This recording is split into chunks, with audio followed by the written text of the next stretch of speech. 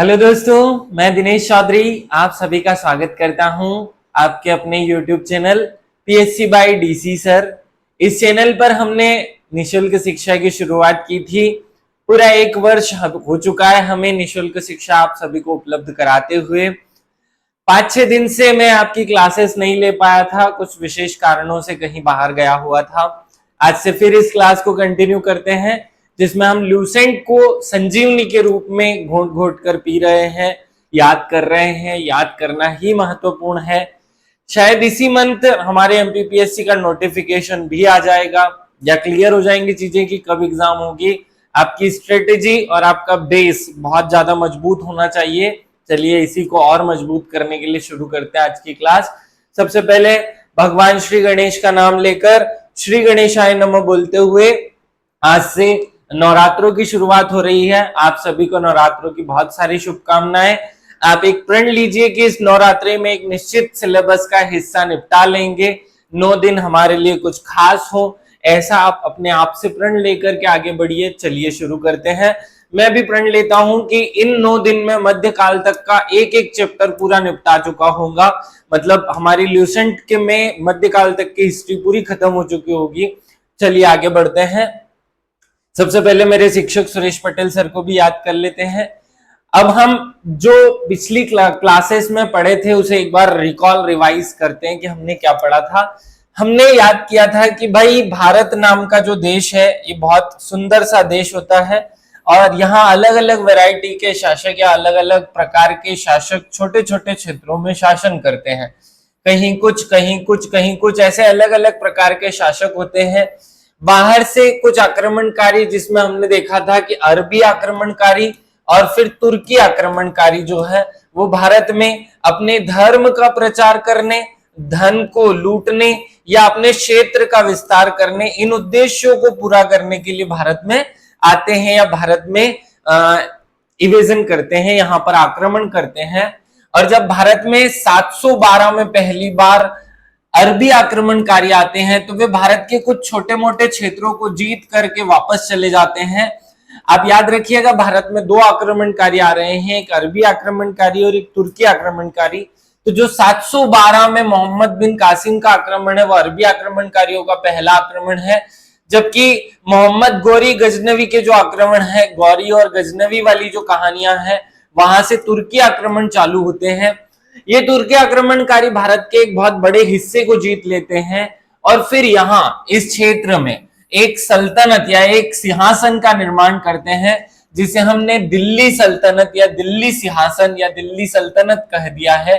तो दिल्ली सल्तनत की जो शुरुआत है वो 1206 में कुतुबुद्दीन ऐबक द्वारा की जाती है, क्योंकि दिल्ली को पहली बार वही अपनी राजधानी या टेरिटरी बनाता है और वहां से फिर शुरुआत होती है। हमने एक कोड बना करके दिल्ली सल्तनत जो कि 1206 से शुरू होगा और 1526 तक लगभग 300 साल, लगभग 300 वर्षों तक ये शासन करेगा। तो इन लगभग 300 वर्षों तक जो शासन किया जाएगा उसको कोडिंग से हमने 5 वंशों में बांट लिया कि पहले भाई गुलाम आएगा, फिर गुलाम के बाद ऐसे क्रम से 5 लोग आएंगे। कोड हमने अब याद किया हुआ है कि क्या किया हुआ है कि गुल खिलातू साले, क्या लिखा है हमने, गुल खिलातू साले, ल से लोधी, स से सैयद, तुगलक, खिलजी, गुलाम। अब हमने इसके अंदर भी जो राजा आते हैं एक एक करके एक एक राजा को याद किया हुआ है विद कोडिंग। आप सब लोगों को वो कोडिंग या वो वीडियो फिर से देखने हैं, याद आ जाएंगे सारी कोडिंग्स। तो ये जो हमने प्रोसेस किया था शुरू, उसमें हम तुगलक वंश तक, तुगलक वंश के एक एक राजा तक की कहानियां या बातें, क्या क्या उन्होंने किया, असली में ये राजा नहीं थे, ये आक्रमणकारी थे, इन आक्रमणकारियों ने क्या क्या किया, कैसे शासन किया, इस पर हम बात कर चुके हैं। अब हम सैयद वंश और लोधी वंश, इन दोनों वंशों की आज बात करने वाले हैं। चलिए शुरू करते हैं कि सैयद वंश कैसे आता है। इससे पहले हमें एक और छोटी सी बात समझनी है कि जब भारत में सैयद वंश के पहले तुगलक वंश का शासन हुआ करता था, तो तुगलक वंश के जो अंतिम राजा थे, अभी नाम नहीं बता रहा हूं नहीं तो कंफ्यूजन क्रिएट होगा, तुगलक वंश के जो अंतिम राजा थे उनके समय एक आक्रमणकारी जो इधर चीन वाले एरिया से या मध्य एशिया, आप कहेंगे मध्य एशिया, मध्य एशिया से एक आक्रमणकारी जो बहुत क्रूर होता है, वो जहां जाता है वहां लोगों की हत्या काट देता है, सबको काट दो, सबको मार डालो और उनसे जो धन जो पैसा मिले वो लूट लो। ऐसा आक्रमणकारी जो कि तैमूर लंग कहलाता है, क्योंकि एक पांव से लंगड़ा था, नाम तो तैमूर था लेकिन वो लंगड़ा होने के कारण तैमूर लंग कहलाया। तो ये मध्य एशिया से खैबर दर्रे होते हुए, कौन से दर्रे से होते हुए? खैबर दर्रे से होते हुए भारत पर, खैबर दर्रा यहाँ है, तो खैबर दर्रे से आक्रमण करता है भारत में, और उसकी मदद एक व्यक्ति करता है जिसका नाम होता है खिज्र खां। तो जब तैमूर लंग भारत पर आक्रमण करता है तो लगभग 15 दिन दिल्ली में रहता है, मारकाट होती है, भारत यहाँ के लगभग अधिकांश बहुत सारे लोगों का कत्ल कर दिया जाता है, मार दिए जाते हैं। और उस समय इस तैमूर लंग का क्षेत्र दौलताबाद या उसके आसपास के मुल्तान और इन क्षेत्रों पर कब्जा हो जाता है। तो अब कब्जा हो गया, उसके शासन करने वाला कोई व्यक्ति होना चाहिए, तो उसका वफादार व्यक्ति है या उसका जो राज्यपाल है वो बनाया जाता है किसे? खिज्र खां को। खिज्र खां एक अफगानी व्यक्ति है, याद रखना ये क्या है? एक अफगानी व्यक्ति है।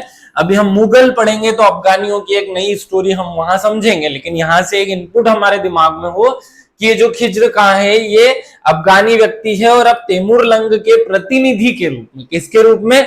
तैमूर लंग के प्रतिनिधि के रूप में ये दिल्ली पर शासन करना शुरू करता है। पहले छोटे से एरिया पर जो कि मुल्तान या दिल्ली के आसपास के एरिया है उन पर कब्जा, जो कि तैमूर के समय हो चुका था। उसके बाद इसके खुद के द्वारा उस क्षेत्र पर कब्जा कर लिया जाता है, या दिल्ली के राजाओं को हरा करके वहां कब्जा किया जाता है।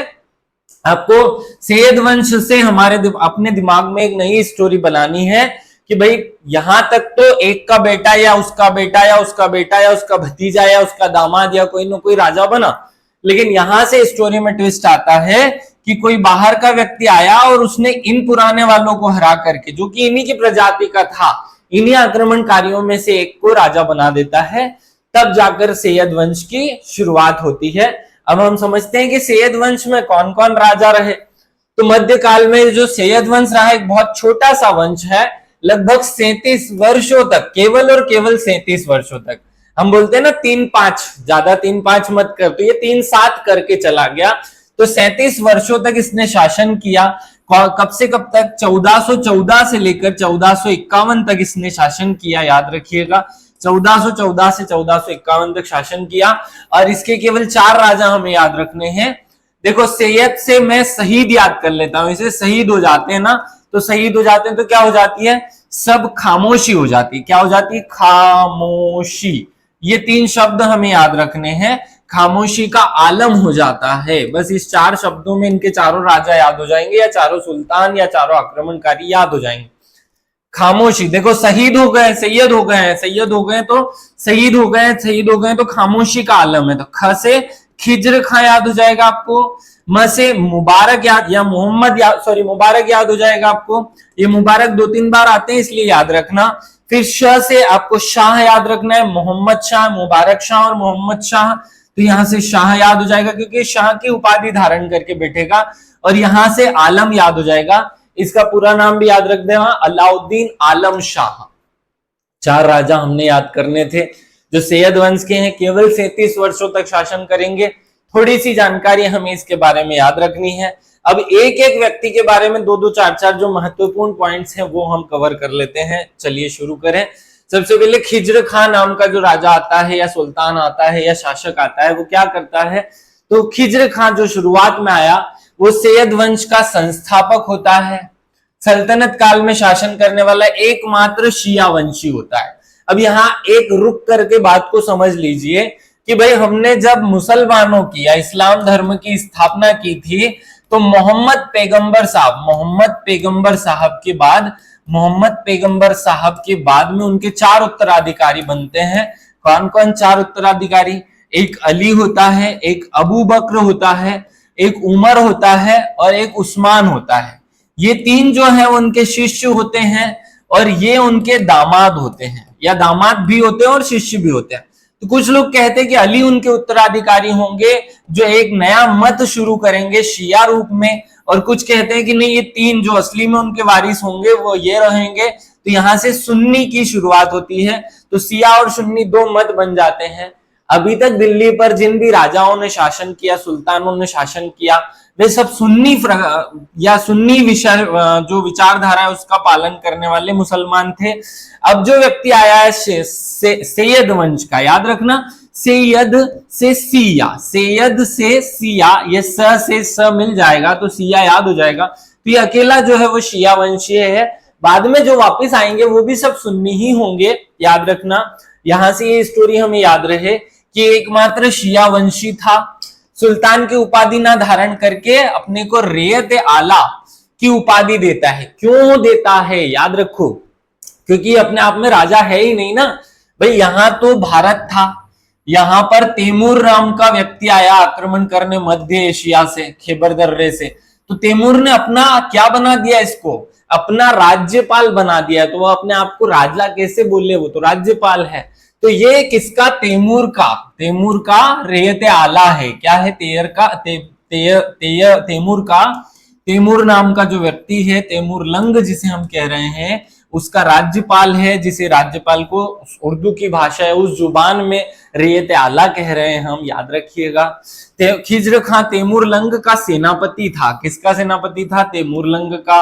अब क्वेश्चन पूछा जाता है इस तरीके से कि जब तैमूर लंग का भारत में आक्रमण हुआ था तो उसे किसने सहायता दी थी, तो खिज्र खां ने सहायता दी थी। भारत से लौटते समय तैमूर लंग ने खिज्र खां को मुल्तान, लाहौर, दीपालपुर आदि का शासक बना दिया था या आदि का राज्यपाल बना दिया था। खिज्र खां नियमित रूप से तैमूर को पहले, और जब तैमूर मर जाता है तो उसके पुत्र शाहरुख को धन भेजता रहता है, टैक्स, कि हर साल मैं आपके प्रतिनिधि के रूप में यहाँ शासन कर रहा हूं, तो मैंने जो टैक्स कलेक्ट किया जनता से उसमें से इतना हिस्सा आपका। इस तरीके से हर साल एक निश्चित राशि अपने राजा को अर्थात तैमूर को पहुंचाता रहता है। यहां तक याद रखिएगा। खिज्र खां की मृत्यु जो है वो 20 मई 1421 को हो जाती है। अब याद रखिए 1414 में बना और 1421 अर्थात 7 वर्ष तक शासन किया। अब इसके बाद के जो राजा आएंगे वो अस्वीकार कर देंगे कि भैया तैमूर वेमूर से हमारा कोई लेना देना नहीं है, वो तो हमारे दादाजी पिताजी आए थे, हम तो खुद राजा हैं या हम तो खुद सुल्तान है। और यहां से शुरुआत होती है फिर असली में सैयद वंश की। अब सैयद वंश का दूसरा जो राजा है वो कौन आएगा, हमने याद किया, शहीद हो जाने से खामोशी का आलम हो जाता है, तो खाम से मुबारक शाह आ जाएगा। मुबारक में है खिज्र खां के पुत्र मुबारक खां ने शाह की उपाधि, कौन सी उपाधि धारण की, शाह की। अब यहां से जितने भी इस वंश के राजा होंगे सब शाह की उपाधि धारण करेंगे। याद रखना है शाह महत्वपूर्ण शब्द है। कौन से वंश के शासक शाह की उपाधि धारण करेंगे, तो सैयद वंश के याह्या बिन सरहिंदी या याह्या बिन अहमद सरहिंदी, उनकी एक पुस्तक है तारीख मुबारक शाही, जिससे हमें पूरे सैयद वंश की डिटेल्ड इंफॉर्मेशन मिल जाती है कि कौन राजा था, किसने क्या किया, कब किया, कैसे खाता था, क्या हुआ, सारी जानकारी सैयद वंश की जो है वो याह्या बिन सरहिंदी की किताब जो है। अब याद कैसे रखोगे, तो सैयद का जो इंफॉर्मेशन है वो सरहिंदी की किताब में है। तो सरहिंदी जो है वो व्यक्ति का नाम है, सरहिंदी की किताब तारीख मुबारक शाही में सैयद वंश की सारी इंफॉर्मेशन है। यमुना नदी के किनारे या यमुना के किनारे मुबारकाबाद, क्योंकि नाम क्या है इसका, मुबारक है, तो मुबारकाबाद नाम का नगर की स्थापना करेगा। याद रखना मुबारकाबाद नगर मुबारक शाह द्वारा दिल्ली के किनारे या यमुना के किनारे बनाया जाता है। सैयद वंश का शासन करीब 37 वर्ष तक होता है और 1934 ये में सिद्धपाल, ये 1934 नहीं है, ये थोड़ा सा गड़बड़ है, 1434 में सिद्धपाल नामक व्यक्ति द्वारा सुल्तान की हत्या कर दी जाती है। इतनी इंफॉर्मेशन आपको मुबारक शाह के बारे में याद रखनी है। खूब सारे फैक्टर डिटेल में मत पढ़िए, जितना हमारे काम का है उतना ही पढ़िए, जितना हमें जरूरत है उतना मैं आपको कंप्लीट करवा रहा हूं। तो मुबारक शाह भी आया और मर गया। देखो पहले अभी तक सैयद वंश में खिज्र खां आया, फिर मुबारक शाह आया। अब मुबारक के बाद फिर एक व्यक्ति आएगा और फिर ये वंश खत्म होने वाला है, मोहम्मद शाह। अभी हमने पढ़ा मुबारक शाह, तो जिन लोगों की हिंदी जुबान है उन्हें मुबारक और मोहम्मद में डिफरेंस नहीं समझ में आएगा, थोड़ा एक जैसा फील होगा, लेकिन अंतर है, एक मुबारक है और एक मोहम्मद है। तो मुबारक के बाद होती है, मुबारकबाद देने के बाद मोहब्बत हो गई हमारी। तो 1434 में शुरू होगा इसका कार्यकाल और इसको उल्टा कर दीजिए, 43, 4 को आगे कर दो 3 को बाद में कर दो तो 43 तक चलेगा। अब इसके शासनकाल में क्या हो रहा है, छोटी छोटी सी एक दो बातें याद रख लेते हैं। इसके समय ये बहुत कमजोर राजा होता है, तो जब कमजोर राजा होता है तो किसी और ने नियंत्रण हासिल कर लेना है, तो वास्तविक नियंत्रण जो है वो उसके वजीर सरवुर मुल्क का ही बना रहता है। याद रखना, सरवरुर मुल्क नाम का एक व्यक्ति है जो इस समय एक वजीर है, और वजीर जो है सबसे ज्यादा ताकतवर आदमी बन गया है। मोहम्मद शाह इस व्यक्ति को, इस वजीर को खान जहां की उपाधि देगा। ये भी याद रख लेना, ये क्वेश्चन एमपीपीएससी द्वारा भी पूछा जा चुका है, अन्य एग्जाम भी इस प्रश्न को पूछ चुकी हैं कि खान जहां की उपाधि किसने दी थी, किसको दी थी, तो वजीर जो है सरवरुर मुल्क को दी गई थी। मुबारक शाह के हत्यारों में शामिल जो मीरन सद्र को मोइनुल मुल्क की उपाधि देगा, अर्थात इसके पिताजी के जो हत्यारे हैं उनको ये उपाधि देगा भाई, तो कोई काम की बात नहीं है। वैसे ही है, सैयद वंश का अंतिम सुल्तान जो है वो हमने देख लिया, अलाउद्दीन आलम शाह है। ये अलाउद्दीन आलम शाह सैयद वंश का अंतिम राजा होता है। हमें सैयद वंश में केवल 4 राजा पढ़ने थे, 4 में से 2 तो कोई काम के ही नहीं थे। सैयद वंश की शुरुआत कब होती है, देखो केवल 37 वर्षों तक रहेगा, और 37 वर्षों में पहला आता है खिज्र खां। खिज्र खां जो है वो 1414 में ये कहानी शुरू करेगा, और 1421 तक वो खुद राजा रहेगा। फिर सैयद के बाद मुबारक आएगा, मुबारक के बाद मोहब्बत आएगा, मोहब्बत के बाद आलम आएगा। तो आलम जो है वो अंतिम राजा है, याद रखना 1451 में इसकी मौत हो जाएगी। उससे पहले के 2 राजा आप याद रख सको समय के साथ तो रख लेना, समय नहीं भी याद हो तो कम से कम कोड के माध्यम से जब शहीद हो जाते हैं तो क्या हो जाता है, खामोशी का आलम हो जाता है, ये याद रख लेना। तो आलम पे जाकर स्टोरी समाप्त होती है। आगे बढ़ते हैं, अब हम इसी पॉइंट में, अभी थैंक यू नहीं, अभी हम इसी पॉइंट में लोधी वंश को भी पढ़ लेते हैं। लोधी वंश बहुत छोटा सा वंश है, दोनों छोटे छोटे से वंश थे, इसीलिए एक ही वीडियो में हम पूरा कवर कर लेते हैं। वैसे भी बहुत दिन बाद क्लास शुरू हो रही है, तो दिल्ली सल्तनत आज खत्म करते हैं। दिल्ली सल्तनत की ये जो राजा वाला स्टोरी है ये खत्म होगा, कल हम इसका साहित्य और प्रशासन वाले चैप्टर पर बात करेंगे। लोधी वंश की शुरुआत, अभी हमने सैयद वंश की शुरुआत को की समाप्ति की 1451 में, तो वहीं 1451 या 1451 से शुरुआत होगी एक नए वंश की, जो अंतिम दिल्ली सल्तनत या दिल्ली सल्तनत के अंतिम राजा तक चलेगा, 1526 तक। याद रखना, इसमें 3 महत्वपूर्ण राजा हुए हैं, 3 ही राजा हुए हैं, बहलोल लोधी, सिकंदर लोधी और इब्राहिम लोधी, जिन्हें हम याद करने के लिए बीएससी कर लेते हैं। क्या कर लेते हैं, BSE, ये कोड है जो लोधी वंश के 3 राजा को क्रम से याद करवा देगा। आप सब लोगों ने बीएससी की होगी ना, किसी ने बीकॉम, किसी ने बीए, किसी ने बीएससी, तो वही बीएससी, ये बीएससी, तो सी पे जाकर के पिक्चर खत्म हो जाती है, या BSE कर लो इसको तो ज्यादा अच्छे से याद हो जाएगा। BSE याद करो, BSE, ये तो ई से इब्राहिम लोधी, एस से सिकंदर लोधी और बी से बहलोल लोधी, 3 राजा हमें याद करने हैं, पूरी अच्छी तरीके से याद हो जाएगा। तीनों की बातें कुछ कुछ याद रख लेते हैं। बहलोल लोधी कैसे राजा बना इस बात पर बात करते हैं, क्योंकि इससे पहले तो सैयद वंश चल रहा था। तो सैयद वंश की समाप्ति अर्थात अलाउद्दीन आलम शाह को मार करके लोधी वंश का संस्थापक बहलोल लोधी जो है वो स्वयं को राजा बनाएगा, या स्वयं जो है वो सुल्तान बनेगा। 19 अप्रैल 1451 को बहलोल शाह गाजी की उपाधि, याद रखना है कौन सी उपाधि धारण करता है, बहलोल शाह गाजी की। कौन सी उपाधि, बहलोल लोधी है तो बहलोल शाह गाजी की उपाधि धारण करेगा। इससे पहले जो राजा थे सैयद वंश के लोग शाह की उपाधि धारण करते थे, और अब ये गाजी की उपाधि धारण करेगा। और अभी जब बाबर आएगा तो फिर वो सारी उपाधियां एक साथ में ही ग्रहण कर लेगा, वो अकेला ही गाजी भी बन जाएगा, वो शाह भी बन जाएगा, सब बनेगा वो। तो वो शाह गाजी की उपाधि धारण करके, क्योंकि शाह तो ये थे, इनको ये हरा करके बना, तो शाह को हराने वाला क्या हो जाएगा, शाह गाजी। तो शाह गाजी की उपाधि धारण करके बहलोल जो है, इसलिए पूरा नाम क्या बोल रहे हैं, बहलोल शाह गाजी, याद रख लेना। इससे पहले वाले राजा क्या थे, शाह को हराने वाला गाजी, तो गाजी को हरा दिया इसलिए शाह गाजी हो गया, याद रख लो। दिल्ली का प्रथम अफगान राज्य, या अब यहां से शुरुआत होती है अफगान राज्य की, या अफगानियों के प्रथम राज्य की शुरुआत होगी बहलोल लोदी बहलोल सिक्के का प्रचलन करवाएगा। नाम ही है बहलोल लोदी, तो बहलोल सिक्के कौन चलाएगा? बहलोल लोदी चलाएगा। बड़ा सिंपल है।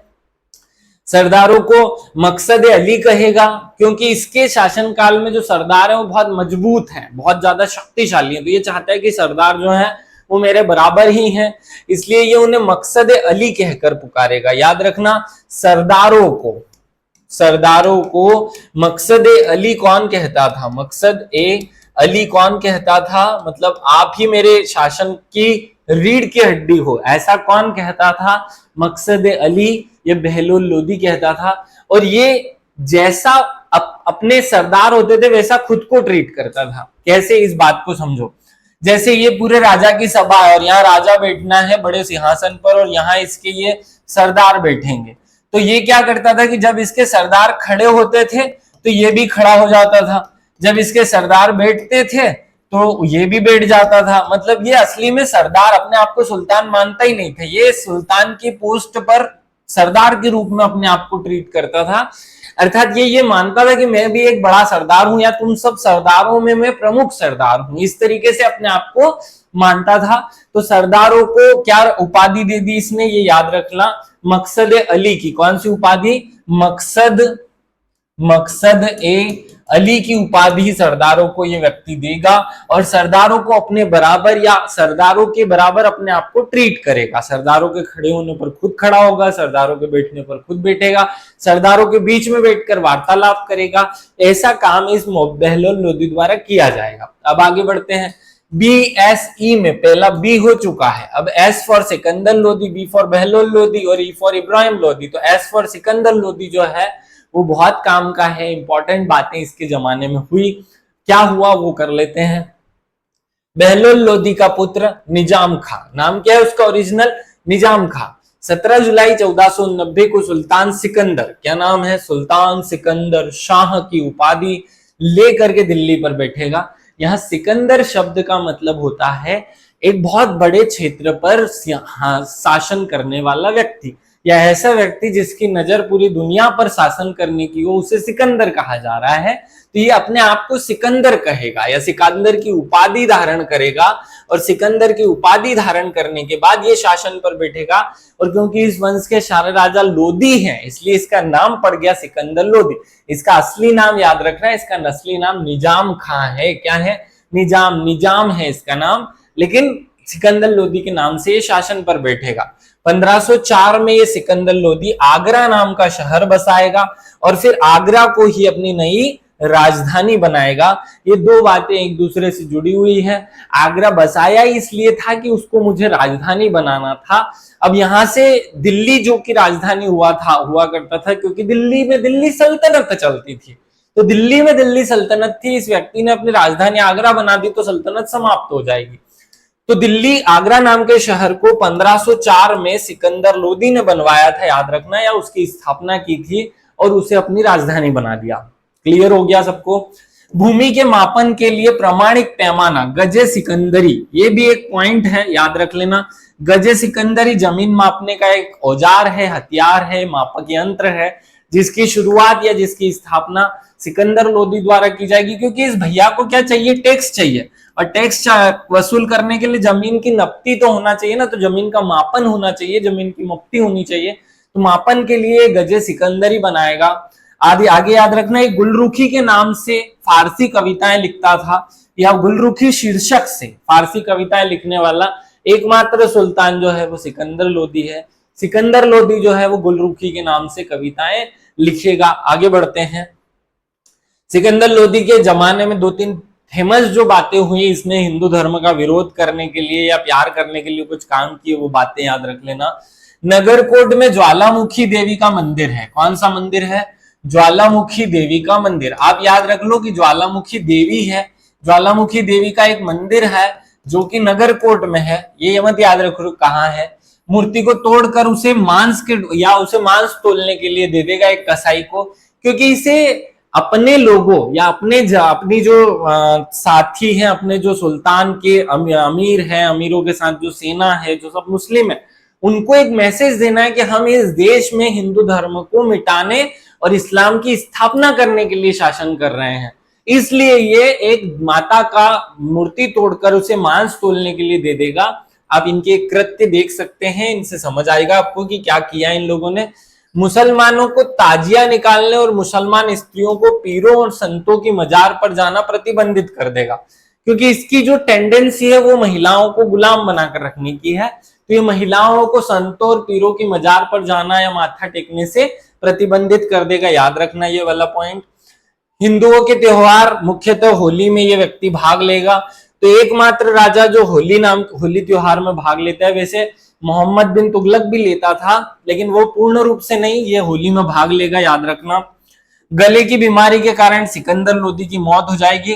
और जैसे ही सिकंदर लोदी 1517, देखो 1517 में आएगा खतरा, तो 1517 पे से शुरू होता है इब्राहिम लोदी का शासन।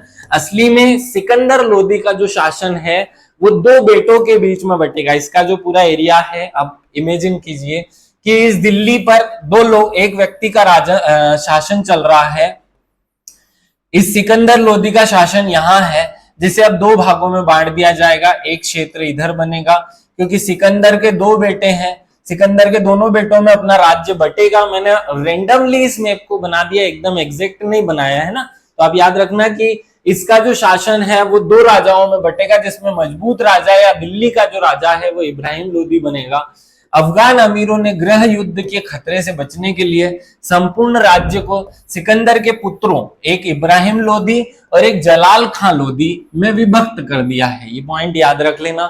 अब शासन दो भागों में बट गया, मतलब छोटे छोटे टुकड़े हो गए। दिल्ली जिसको मिला उसका नाम है इब्राहिम लोदी, तो दिल्ली का सुल्तान बना इब्राहिम लोदी। और जौनपुर का जो राज्य है वो जलाल खां लोदी को मिला। तो याद रखना, ज से जलाल और ज से जौनपुर, तो ज से जलाल और ज से जौनपुर, ये पॉइंट याद हो जाएगा आपको। अब क्या होगा, 21 अप्रैल 1526 को एक आक्रमण होगा बाबर का भारत पर आक्रमण होगा, जिसे हम पानीपत का प्रथम युद्ध कहते हैं। उसमें इब्राहिम लोदी मार दिया जाएगा या इब्राहिम लोदी मर जाएगा, और दिल्ली की जो दिल्ली सल्तनत है वो शासन अब मुगल साम्राज्य में बदलने वाली है। मुगल साम्राज्य की शुरुआत होगी। दिल्ली का प्रथम सुल्तान था जिसने रणभूमि अर्थात युद्ध भूमि में वीर गति को प्राप्त की। ये एकमात्र राजा है जो युद्ध लड़ते लड़ते मरा है। अभी तक के सारे राजा घर में जहर देकर या किसी तरीके से हत्या करके मारे गए। पहला राजा जो रणभूमि में मरेगा। अब यहाँ एक पॉइंट और याद रख लो, इब्राहिम लोदी के जमाने में दिल्ली में जो आक्रमण हुआ है बाबर का, उस समय, अब हम बाबर में ये ज्यादा बातें पढ़ेंगे, यहाँ नहीं पढ़ रहे हैं, लेकिन फिर भी हिंट याद रखो, इब्राहिम लोदी दिल्ली सल्तनत का अंतिम सुल्तान है। क्वेश्चन पूछा जाता है अंतिम सुल्तान कौन है? अंतिम सुल्तान कौन है? इब्राहिम लोदी है। कौन है? इब्राहिम लोदी। याद रखना, इब्राहिम लोदी कौन है? इब्राहिम लोदी जो है वो दिल्ली का अंतिम सुल्तान है। वह दिल्ली का प्रथम सुल्तान। बाबर के पास में बहुत छोटी सेना थी। सेना के अगर कंपैरिजन किया जाए तो बाबर की सेना बहुत छोटी है और इब्राहिम लोदी की सेना बहुत बड़ी है। अब इसे इमेजिन कर लीजिए कि युद्ध होना है दो लोगों के बीच में, एक बाबर है और दूसरा इब्राहिम लोदी है, जो पहले से इब्राहिम जो कि पहले से दिल्ली का शासक है। लेकिन ये जब युद्ध के लिए सेना जाती है तो युद्ध के लिए सेना को ले जाकर मैदान में बिठा देता है पानीपत के। लेकिन बाबर जो है वो अपनी सेना को तैयार करता रहता है।